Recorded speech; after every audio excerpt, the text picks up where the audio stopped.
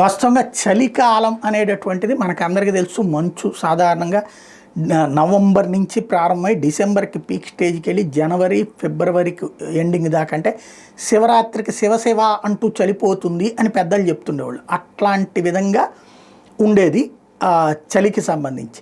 But ఇప్పుడు చలికాలంలోనే ఎండలు ప్రారంభమైపోతున్నాయి. చలికి విపరీతమైనటువంటి వణుకు దగ్గర నుంచి అప్పుడే ఎండలకి విపరీతంగా అల్లాడాల్సినటువంటి పరిస్థితి ఆరంభమైపోయింది. ఇది ఈ ఏడాది తప్పదట. మండుటెండలు అల్లాడించబోతున్నాయి అన్నది వాతావరణ శాఖ చెప్తోంది.